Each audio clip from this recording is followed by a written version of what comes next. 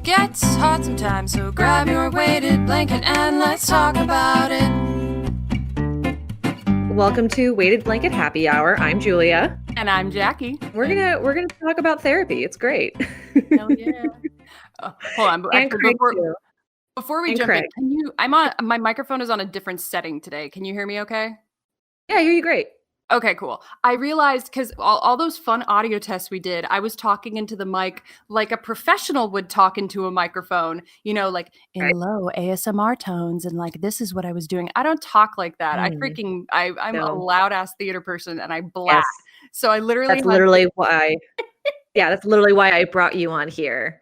Stop it. and Stop it with your voiceover work. No one cares. No, but like it was showing up on like the audio peaks as like all of this craziness, and I was like, oh, I have messed up. So I literally have the microphone on the setting that like reduces noise by 10 decibels because I'm a loud fucker. It's ridiculous. It's true. I mean, we both are. We both definitely are those people that my family, at least, or like acquaintances, would be like, "Can you keep it down? Can you use your indoor voice?" And I'm like, "Fuck that! I'm in theater. My natural setting is this, and I'm not going to apologize for it anymore." But I still, I still have like I still struggle with like being with my family who like have the like a lady must be polite, a lady must be well-mannered, like how are you going to get to the White House if you eat like that? Like that kind of crap. The really, White House? Yeah, no, Are my they aunt are they implying you will marry a future president or just that you will like someday go there? Like what are they I think it's a thing that like has been passed down of just like you say to like the young girl at the table, like if you ever want to eat at the White House, you have to use good manners. It's just like, and That's now weird. You look at who's in the White House today. It's like, fuck that. Yeah, I was about to say, we're recording this 5 days before the end of the Trump administration. So like currently, I don't want to go to the White House at all. No, nowhere near DC. No thanks. Nowhere near any state capital at this point. I'm good. Yeah, no, this is one of those times where I'm grateful that the state capital of Illinois is Springfield and not Chicago. Yeah. I'm just like, cool, I'm gonna stay in my apartment. Bye. Like, oh. Yeah. So yeah, how's your mental health this week? Hyper focused on a video game literally all week to the point that it wasn't fun anymore. Oh no. That's not supposed to happen.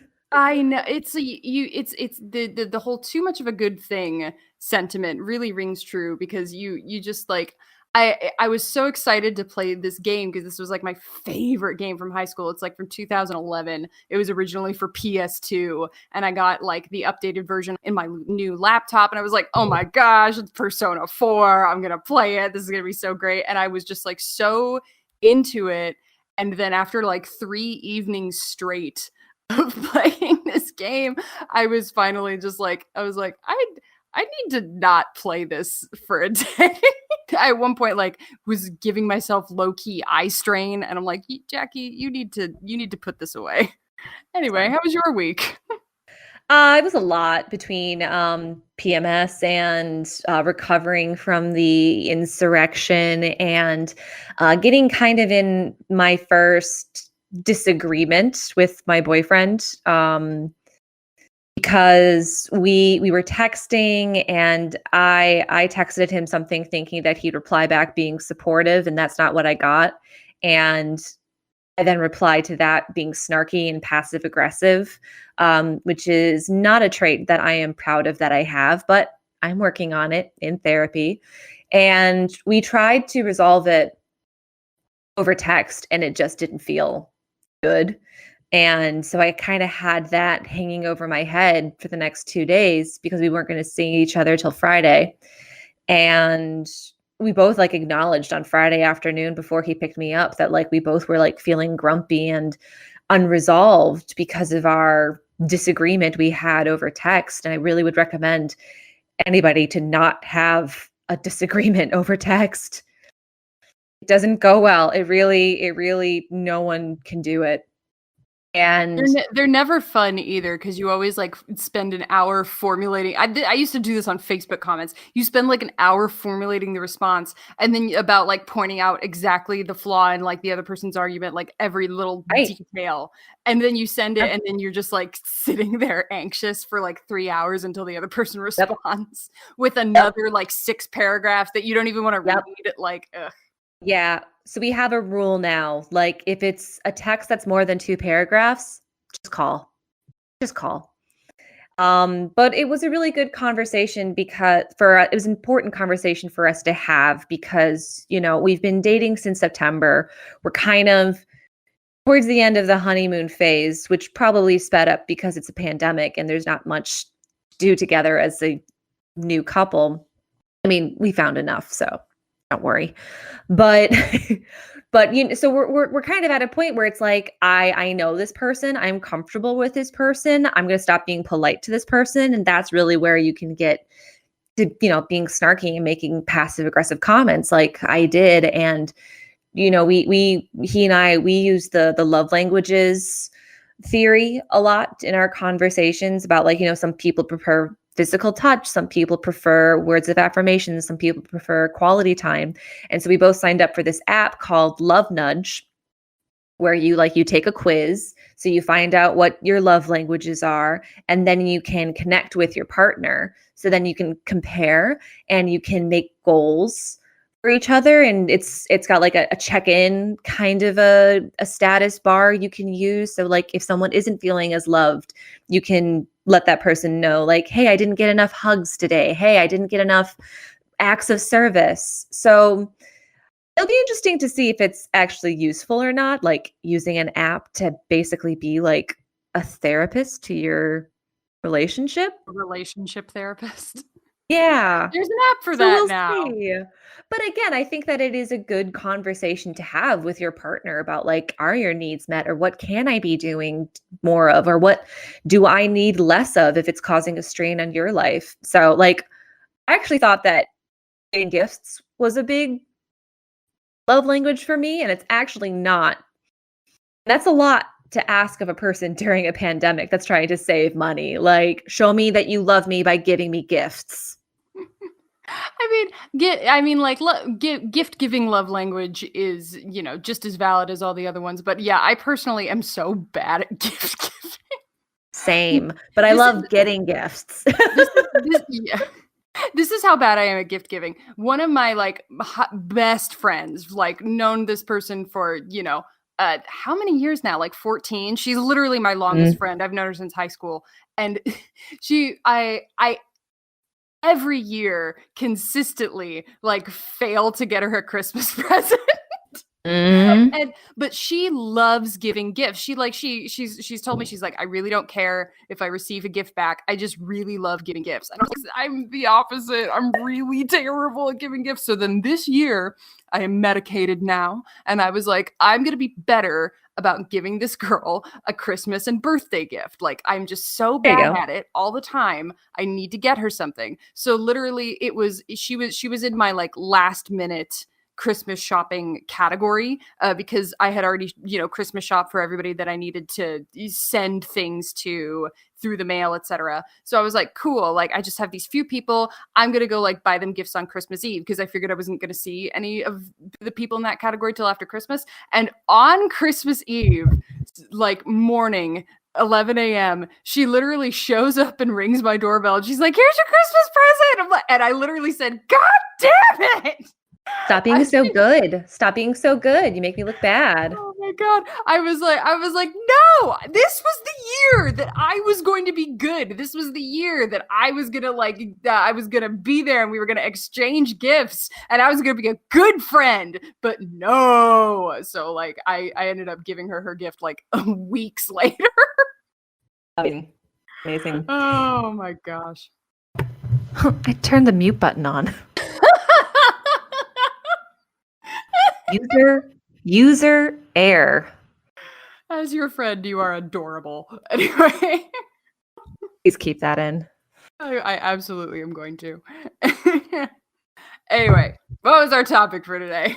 We were going to talk about phobias. Okay, I have some weird ones. Let's talk about it. Please do. I mean, like, okay, so so if we're talking about phobias in the sense of like like normal like arachnophobia, fear of snakes, fear of heights, like I don't necessarily have those like to a ridiculous degree. What I have are very specific fears about like very improbable things.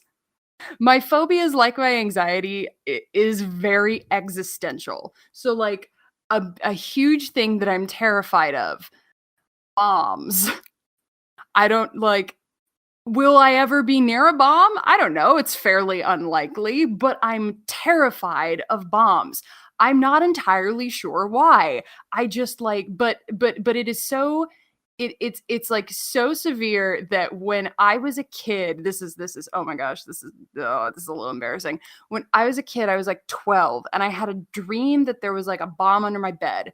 And for the next year, I could not go to sleep without like checking under my bed to see if there like it was literally like checking for a monster, except instead of a monster it was a bomb. I don't know why I thought there would be a bomb there, but I just was so terrified of like, yeah, but what if there is, that literally every night I had to get on my hands and knees on the floor and check under my bed to make sure that there was nothing under there, because I was just this completely improbable, completely, ridiculous scenario of like, there's going to be a bomb under my bed, it's going to explode and I'm going to die. That was a very severe fear of mine as a child. No clue what triggered that. Maybe it has to do with being a Navy kid. I don't know. But like, now that I'm an adult, it's way more existential, like the world will die in nuclear Armageddon. Like that's a thing that consumes my brain sometimes.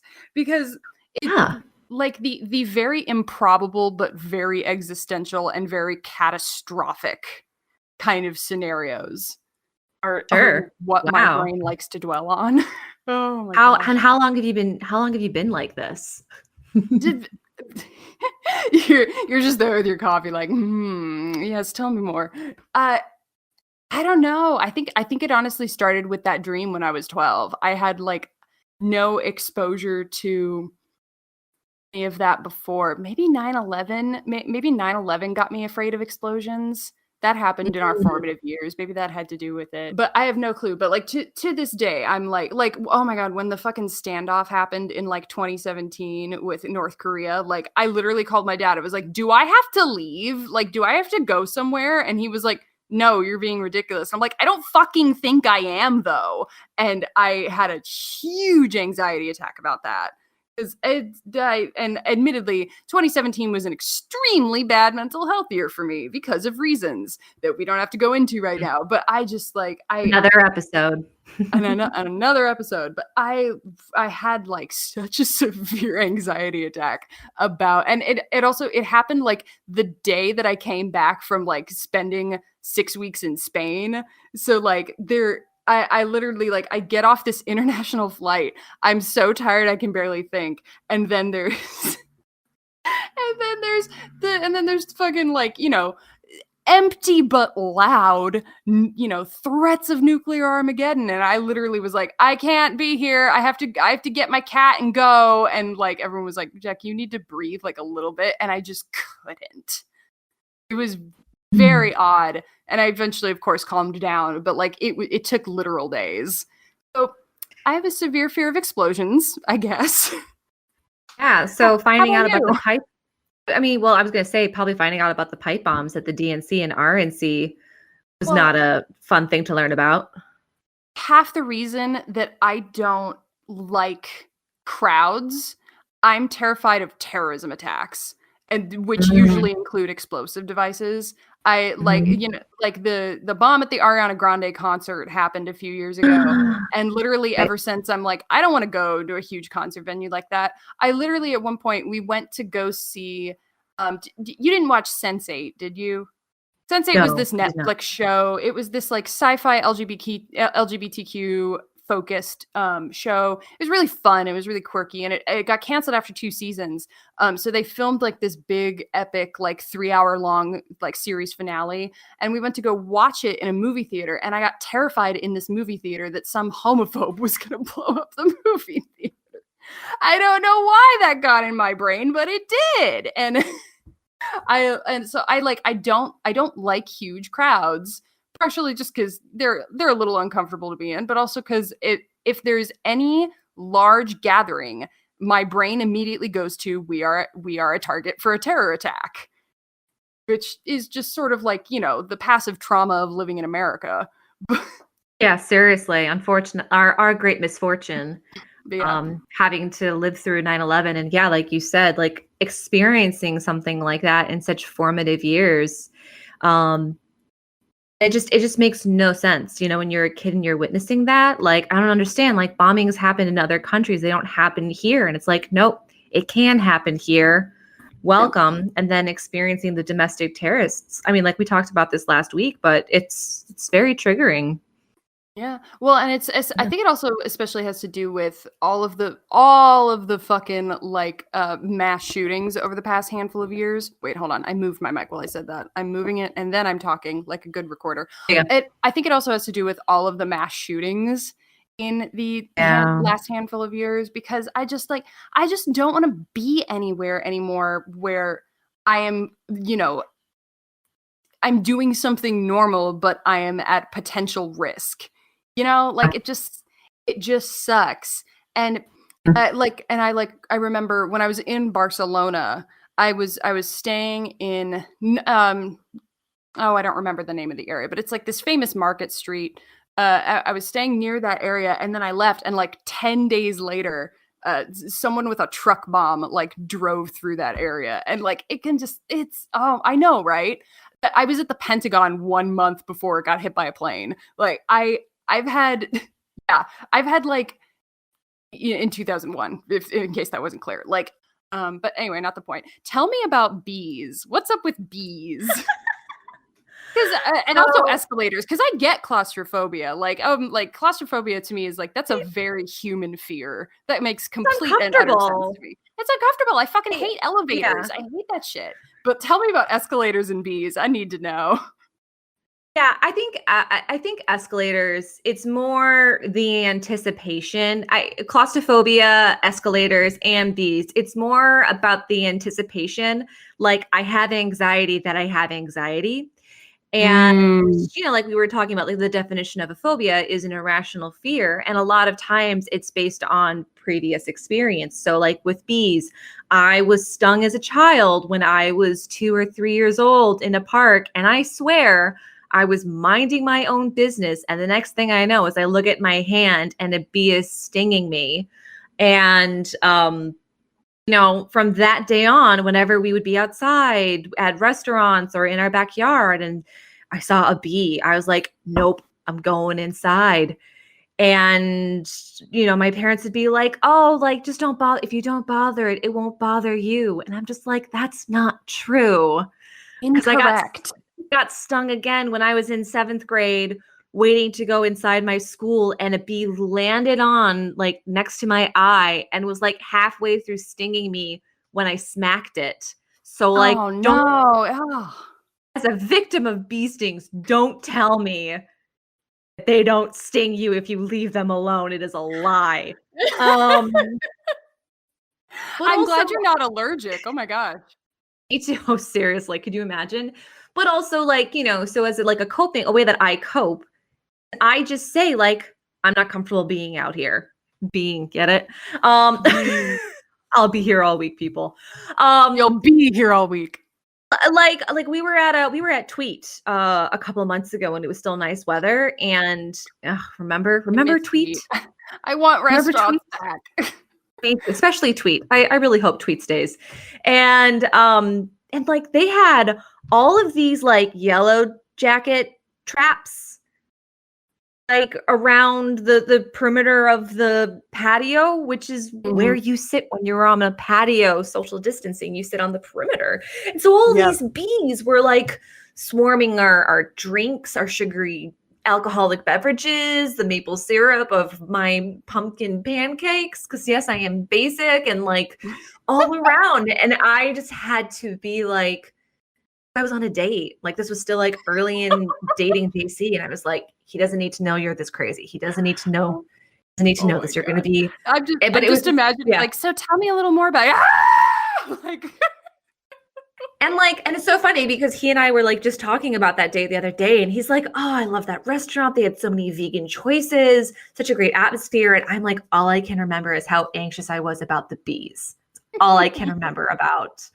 Yellow jackets are not like bumblebees either. Like bumblebees, like they will actually leave you alone if you leave them alone in general. But yellow jackets will fight you for your food. I hate those fuckers. One of them bit me on my inner thigh one time. They bite. Wasps they don't sting. They too. bite. Oh, wasps are brutal. Wasps can die in a hole. And I've never been stung by a wasp, but someone told me that it's like 10 times worse than a bee. And I'm like, I'm out. I hate nature. I'm never going there again. I have to resonate with you on this for just a moment because like you're allowed. I don't think I have a phobia of bees. However, so for those listening who may not know, my hair is bright red and bees land on my head and try to pollinate my hair because they think it's a flower. So I don't fuck with bees because they'll sting me on the scalp. I don't fuck with bees. 2021. I got through a pandemic. I got through an economic recession. I don't fuck with bees. And listen, I love bees. Bees are necessary to the world. Save all of the bees. Bees are great. But like when I'm out on a picnic and people are like, calm down, like they won't bother you if you don't bother them. Like that's not true. They're going to land on my head and burrow into my hair. It's happened multiple times in my life and I hate it. It's terrible every time. If anything, I really hope this podcast helps, get rid of the stigma that bees are motherfuckers and you should just leave. I also, to combat this, I try to buy like, if I see cute bee earrings or a bee pendant or like a bee shirt, it's like a Batman, right? Like I'm trying to embrace my fear to get over my fear. I mean, like, I think bees are cute. I just don't like that they sting me for no reason.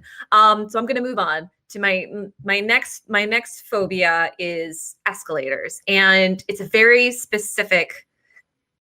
The only reason why I think that I have this is because when I was young, I was watching the evening news and they were covering a story about some kid getting his jacket stuck in an escalator. And it took them like an hour pry him and his jacket out of this escalator. And didn't he just take off the jacket? I don't know. Maybe it was a North Face. I don't know. And like a week after that, I was in the mall with my mom and we were using the elevator and I like stuck my hand out and it like was closing and it like caught skin on my hand. And so I learned from an early age that I can't trust machinery. And so I found over time that going up an escalator, I was fine. I could go up an escalator, multitasking on my phone, carrying shit and be fine. But it's going down an escalator that the anxiety comes in. And then this happened to me a couple of weeks ago. Oh no, it happened a year ago when I was shopping for my cats. I had you remember, I came to your place right after. I had huge bags of cat shit because I was about to foster a cat for the first time. I was so excited and I was lost in my train of thought thinking about getting ready for this cat. I approached the escalator and my body just like stopped me. It was like, bitch, what are you doing? You can't get on this motherfucking escalator without a free hand. And I tried to be like, you're being silly. Like, come on, you've done this before. Like, I'm sure it's no big. And I had to keep letting people go in front of me because I just couldn't do it. And I had to go to the other side of the store to use their dingy, Chicago Loop elevator. was all kinds. It was very uncomfortable. And it's just a Is thing. the impetus that like you're going to get caught on something? Is the impetus that you're gonna like fall and hit your eyeball on like the jaggy ass Yeah. stairs? Like all of it? I'm gonna lose my balance and then like get sucked into the escalator. Fair enough. I think I had that fear as a kid. And I remember I got over it by, and this annoyed the ever loving crap out of my mother because I would do it every time. Like I would get on the escalator, and then like every time we would approach that end, like where the stairs disappear back into like the thing and then go back down, I would lift myself up on my arms and like swing myself over the end point. And like Crazy. I just did that every time, and like that's how I got over it. And my So mother would be like, brave. stop swinging on it like it's a jungle gym. And I'm like, but I don't want my shoe to get caught. And she's like, that's not a thing, you're nuts. Again, I and the do it stigma. in my adulthood. Yeah, I was about to say I do it in my adulthood, actually. Not gonna lie, not every time, but just like if I'm feeling particularly frolicky, like at the airport or Right. something. Yeah, no, watch out. Escalators are gonna get you. Yeah. Yeah. Do you ever Um, like do you do that at the airport? I don't know. Okay, so like who was I talking to? Speaking of like irrational fears, I was talking to somebody. I really don't remember who, but this was like a long ago conversation, and they were telling me that like I'm terrified. I'm terrified whenever I'm at the airport, and I'm like, oh, because of terrorism, and they're like, what? No, like I'm just scared people are gonna judge me. And I'm like, wait, what? Like, because I feel this very freeing sense of like, fuck it, I'm never gonna see any of these people again at the airport. So like I don't care if I'm like, dancing to my music like while standing in the Starbucks line or anything like that. Some little silly little things like that. But like but like my friend, whoever, they were telling me like, oh, I'm terrified when I'm in big public spaces like airports that people are gonna judge me. And I'm like, that's interesting to me. One time my roommate Rose, you know her, Who? one time Rose and I we were in a lift, and we were coming back from some event. We had gone to some event where there were a bunch of people, and we were both sitting there in like silence. And I think this was during, I think this was during another point in recent history where we were at some sort of nuclear standoff with some country. It might have still been the North Korea one, now that I think about it. But we were in the lift, and I was just thinking about like, oh my god, I just like, why do I have to be alive? Why do I have to be alive in a time where nuclear weapons exist? Like, these never should have been invented. These are terrible. We're all gonna like kill ourselves someday. And I was just like in a spiral about it. And like I kind of looked over, and I could tell that Rose was in a spiral too. And then that made me panic more, because I was like, am I having a premonition right now? I have since stopped believing in premonitions, frankly, because it's just easier for my brain.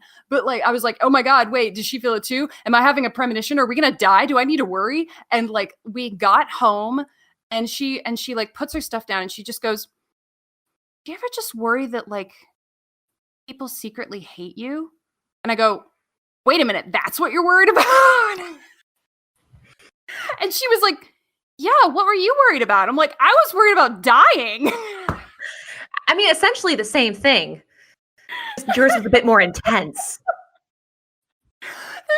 That's how I am. Like, it's just like normal people. It's just like, what if my friends all hate me? What if I die in a fiery explosion? I know we're tangenting, but I do have a point to that like I have a lot of imposter syndrome where I feel like I don't belong somewhere, even though like when I was interning and casting for theater and would get invited to all these shows and showcases and get to hang out with some pretty predominant people in the theater and casting community. And it was just like, I don't belong here. These people are only my friends because they think that I can move them up. These people are only being nice to me because we're in Chicago and Illinois and that's what you do. And it really wasn't until my 30th birthday when I had like all these people show up January 7th, the dead of winter, and everyone's exhausted from the holidays and from New Year's and like wants to get back on the horse with like not spending money and not drinking. And I had so many people show up for my birthday, and I was like, I think people like me. And then that party was think lit. I remember that party. That great was fun. party. It was a great party. But yeah, I was like, I think I have to stop believing that that people are trying to appease me or suck up to me. I don't think that's true anymore.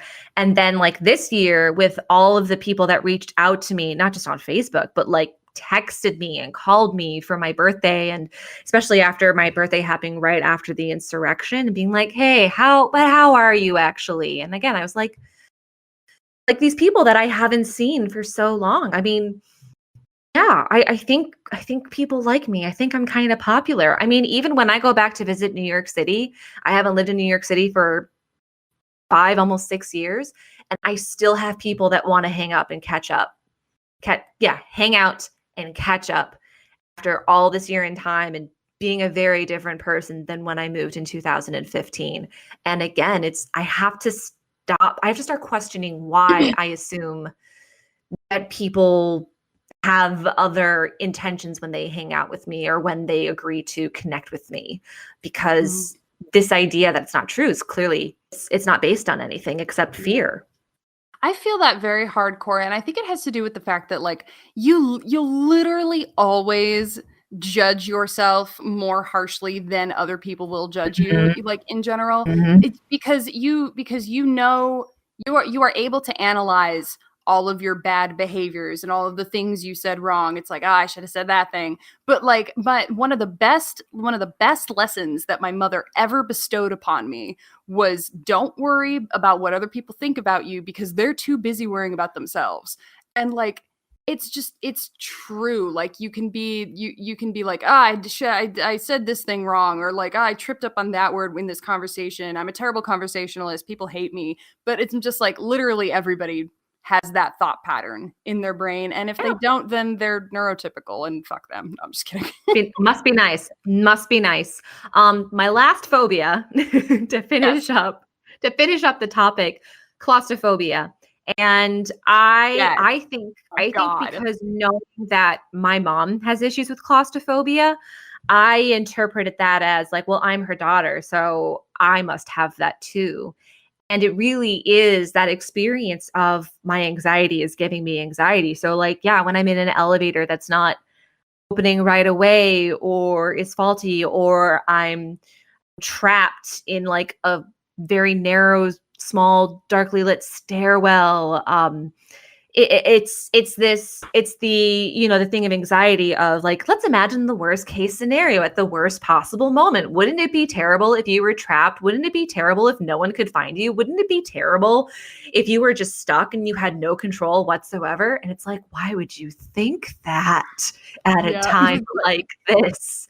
Why? Like, why would you supply me with that thought chain, brain? Like, why? No, I feel that it's very much. I think claustrophobia is a very human sort of like feeling to experience, because like we all have like that reptilian animal hindbrain.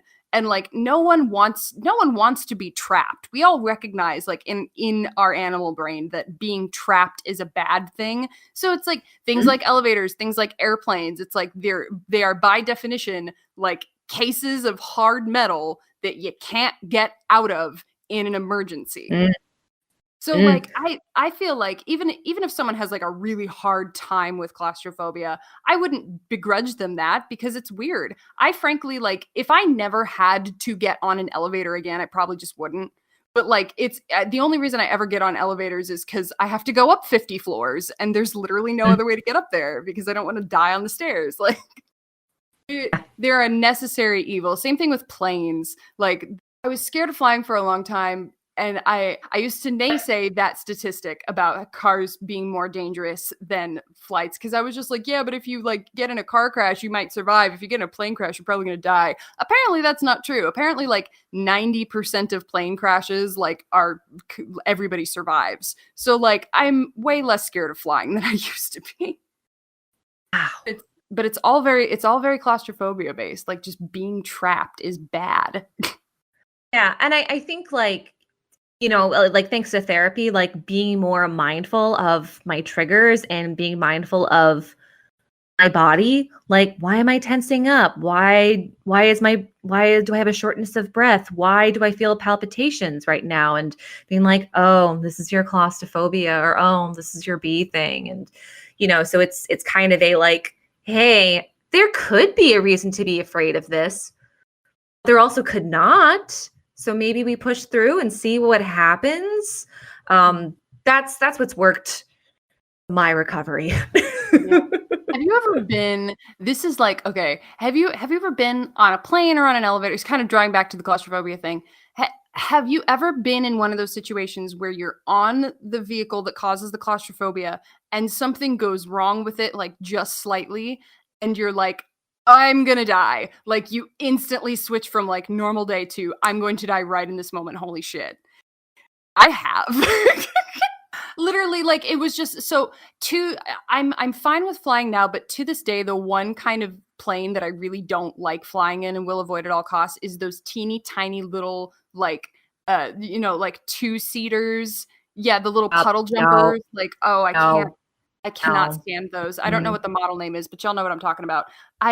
Those still scare me because the thing is when like a 747 hits some turbulence, it's like, whatever, this is normal. But like when one of those little guys hits turbulence, they go nuts. Those things can get knocked out of the fucking sky. So there was one time where like I don't remember where I was going. I think I was somewhere over Europe, and I was taking one of those teeny little puddle jumpers, just for a connecting flight, and we were ascending. And I was just like, I was in a bad anxiety spot anyway because of just other stuff that was happening on the trip. And then like as the plane was ascending, we hit an air pocket and we like dropped just a little bit, but like not even enough that like anyone else really acknowledged it. It was just sort of like, oh, and we're back. But like in that moment, I literally went from like, oh, I'm kind of anxious to like, oh my God, I'm actually going to die right now. And it was the it was like a fascinating and awful feeling. It's not a great feeling to be for exactly 1 second completely and utterly sure that you're going to die, but it happens sometimes. It does. I think, and to wrap this up, I think that, if you're a person who doesn't experience phobias, who like walks through life fearless, congratulations. Amazing. How do you do it? Tell me. Yeah. Right. Congratulations. You don't need therapy. Must be nice. And I will say that the most harmful thing you could say to a person experiencing phobia, fear, or really any anxiety is to discredit. Say like it's in your head, or like statistic and blah, blah, blah. It is one of like the most harmful thing that you could say to a person, because to make one person doubt what they're feeling can be really harmful in the long run. So what would you say is the best thing to say to a person in that moment? Yeah, I would say, I mean, like, yes, don't discredit. Although I personally like statistics. I personally like facts because facts are how I, explain away irrationalities. So I don't think of myself as a particularly, logic-based analytical person, but also if I'm scared of something irrational and someone's just like, that's not going to happen because of this ABC science facts, that actually makes me feel better personally. But is that not true for you? How do you like to cope with those things? I think it depends on the extent of the fear. Like, yeah, with like claustrophobia, like just be cool about it, and not act like it's an inconvenience to change your life around a person being uncomfortable. I definitely agree with not being a jerk about it. This week's PSA: just don't be a jerk. Yeah, and if they are being a jerk, guess what? They just told you that you don't need to give them any more time in your life. Well, so in the spirit of self-care, what have you been watching lately?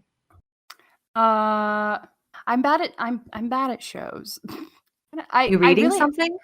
Well, I've been reading. I've been back on my book series. Have I ever talked to you about Terry Pratchett? Sounds familiar. Terry Pratchett is an author. He died in like 2015. He's Neil Gaiman's best friend. And he wrote this like 30 book long series called the Discworld series. And I have it's been my mission to read the whole thing for like a while, and I keep coming back to it.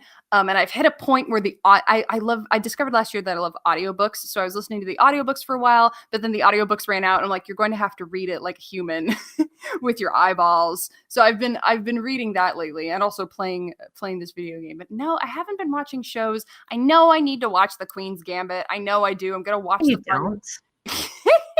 You don't. Did you not like It's your life. It's your pandemic. Do what gives you joy, not based on what other people gives you joy. I'm just bad at watching TV. I don't know why. I think, I do know why. You know what it is? I like, if I'm going to watch a movie or a show, I like doing it with someone else. I like having the social experience of watching that narrative. Otherwise, I don't know. My attention span doesn't lend itself to that sort of media consumption. I know it's weird. I'm sorry. No, it's not weird. Stop apologizing. So if anything, like, I watch too much TV. Like, it is so easy for me just to like veg out and not be productive and not feel like I accomplished anything. And so it's not a bad thing to like want to watch TV, to want to watch movies, but like your self-care is your self-care. It doesn't have to look like everybody else's. I have been watching this show. It's on AMC Plus. I don't know. It's called A Discovery of Witches. It's based on a book series by Deborah Harkness. So I'm really excited about it. And it's basically about like in a world where witches, vampires, and demons exist and walk amongst us, and a witch falls in love with a vampire. So it's very like grown-up Harry Potter, grown-up Twilight. Did you miss Outlander? There's some time travel too. Like True Blood. Were you disappointed by True Blood and want to give it another shot? Here you go. It's very like sugary and delicious, and I'm not ashamed about it. And I'm so glad to have found it, because I just need to escape. I just need to escape right now in the state of the world that we're in. It's a book series, so if I'm tired of waiting for the next season, I could just pick up the book, and I hear that they're very highly rated. So I'm excited to find my next bingeable thing, because when you maybe you don't know this, but like when you binge something and it was so good and it takes you a long time to find something to fill that hole because it was so amazing and you couldn't wait for the next episode. Oh, that's honestly part of why I'm bad at watching television shows, because when I do find a television show I like, I watch the whole thing at fucking once. And I do what I did with my video game this week, and I get way too into it, and I hyper focus for days on end, and until my brain is fried on that material and I can't think about anything else anymore. So like that's part of why I'm so bad at watching TV shows, because I can't pace myself. So I'm scared to start a new one and start all of that emotional labor. You got some trust issues or something. I know, it's bad. Oh my gosh. But that's fun. That sounds fun. But yeah, thanks for hanging out with me today. Yeah. Thank you for surviving all of the technical difficulties as I tried out this box. We're gonna get this down. This is just episode 3. We'll be laughing at this by episode 100.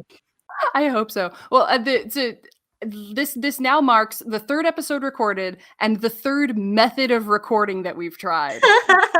So please weigh in. Which quality did you like more? We don't care about the content. We're just throwing shit at a wall and seeing what sticks. We'd love some feedback about the content, about the quality. Oh no, God. we don't. Please don't. Please keep your technical support to yourself. I can Google without you. Thank you. unless we can hire you. Can you do it for free for now? For now, yeah. Free exposure. Oh God. We said that jokingly. Free exposure. Yes. That was heavy sarcasm. Thank you. Just so yes. you know. Can't see her face, but that was heavy sarcasm. We don't believe in free exposure. We're trying. But yes, thanks for hanging out today. And everybody stay sane. Yeah. Same time next week.